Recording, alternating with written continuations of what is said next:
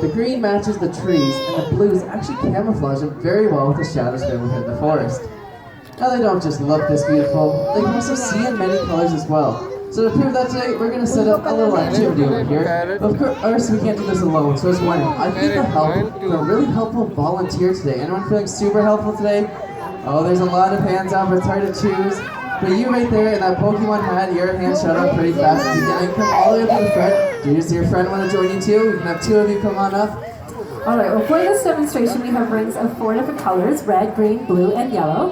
Indigo here, our blue and gold macaw, has been trained to pick out only the 2 blue rings. So when she spots a blue ring, takes it out of the pile, places it up onto the post, and then we hope that will convince you all that she can see in different colors. Now our young volunteer's job is to mix up and hide those blue rings anywhere on the table is fair game for Indy. Looks like we're working hard, making sure this is well hidden. Alright, looks great. Lakas ng ko, no? Ng tuka, oh. Alright, off the way we go. Gets that first blue ring, pressure's on. She gets the second one. There's no fooling her at all. She actually sees not only all of these cards, but each of the movie spectrum. Done a great job proving a point. Have a round of applause though for our helpful volunteer. Well, with that activity, it was shown that our parrots are quite intelligent. Their intelligence could actually be compared to chimpanzees, dolphins, and even 3 to 5-year-old children. So here at the safari, it's quite important that we give our parrots a bunch of toys and puzzles, make sure their minds stay stimulated. One of their favorite, set up center stage, we call it the cup and rope. You get a hollowed out coconut, attach it to a string, attach it to a perch, put the parrots rear tree and the coconut, put the parrots up on top, let them figure out how to get down. Now every parrot has their own unique way of figuring it out, so here we have Pepper, and Pepper is our scarlet macaw. Now when we put him up for the challenge, first he had to spot that peanut down there, but Pepper decided to waste no time at all, slide right on down, just like a perch in a tree. You can have level with that coconut, so you can reach on in, get that peanut. No one's impressed. No one's impressed with Pepper today? I agree with Arm. Okay, yeah, Yeah, you know what, you might not have been impressed with how he's figured it out, but keep in mind, his idea to slide down the pole, get to that sheet all on his own. So since we're not training the birds how to do this, completely up to them to figure it out, and of course each one is an individual. They can surprise us. I'm not sure if Rob here, our military macaw, is smarter or lazier, but she spotted her tree and said, why waste my energy? I can bring the whole thing up to me. She's using her beak and her feet, but in a completely different method.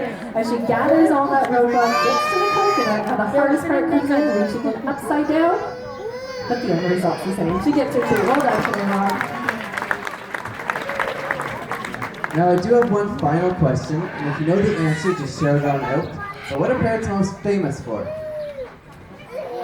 Talking, speaking, that is correct. Now, contrary to popular belief, it's not actually these larger macaws that are the best talkers, but it's actually the smaller parrots, such as the Amazons, the cockatiels, even the budgies that you or your friends may have at home. Well, here we have for you today our 2 of our favorite friends. We have Fernando, our yellow-naped Amazon, and Wasabi, our yellow-fronted Amazon. Now they're both quite little talkers, so let's see what they have for us today. Alright, well they do like to start off by greeting the audience. Very cheerful little guy. Now Fernando is as well, or Wasabi is feeling polite. Would you like to ask your favorite question? How are you? Good, how are you? And I do see some smiles out there. Can't tell by looking at these 2, but they're actually males. The reason I can tell you that is we sent some of their blood away to a lab, and they'll tell us through their DNA. So quite often in the parrot family, males and females look exactly the same to us within their own species. These guys gave us a few good clues they were in fact males.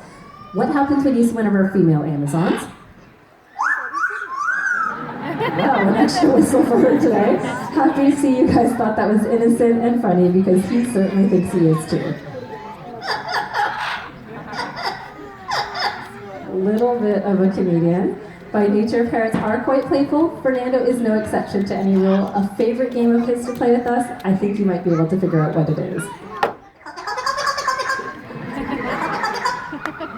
He does enjoy a good tickle. They're also known for picking up on sound effects they hear often. So this first one is a sound we make when we drink a cold glass of water on these hot safari days. Some good little chug-a-lugs.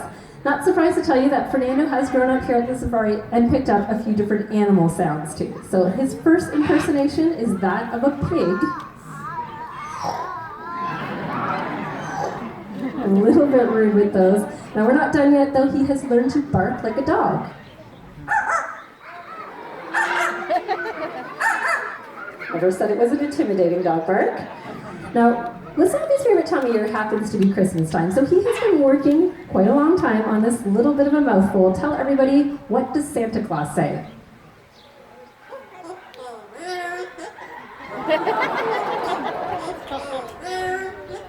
There's that festive greeting. Now they are also able to sing, so we're going to get them to sing a couple of tunes for you today. Before Wasabi gets singing, is it anybody's birthday here today? Anyone having a birthday on Safari? Yes, no. Oh, young over here and up here. Okay, how about in the month of August? Anybody celebrating in August? There you go, a little bit more people willing to admit that one. Okay, and in the next year or so? Hands going up, maybe here and there? Okay, we hope so. Now, Wasabi has his own rendition of Happy Birthday for all of you.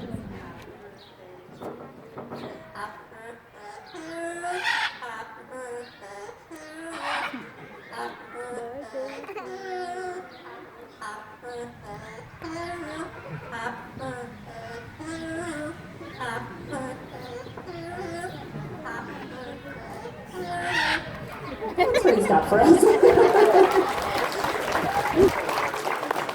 All right, well, after that, hopefully you'll be able to appreciate Fernando's singing too. How about you go ahead and sing for everyone?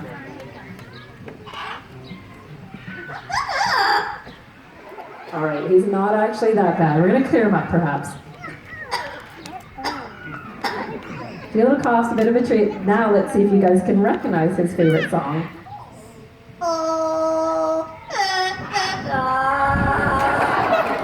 That's right, oh Canada. Now we certainly don't have parrots native to our country, but all of the ones here hatched in Canada. Quite proud of the country he has hatched in. Let's hear that again.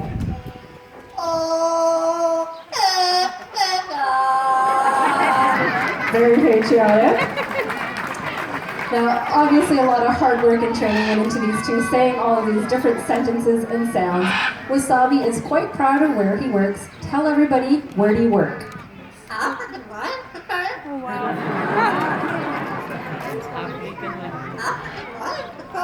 There we go, the full African Lion Zafari. Well, they've done a pretty good job for us. Let's hear it for them today. Ta-da!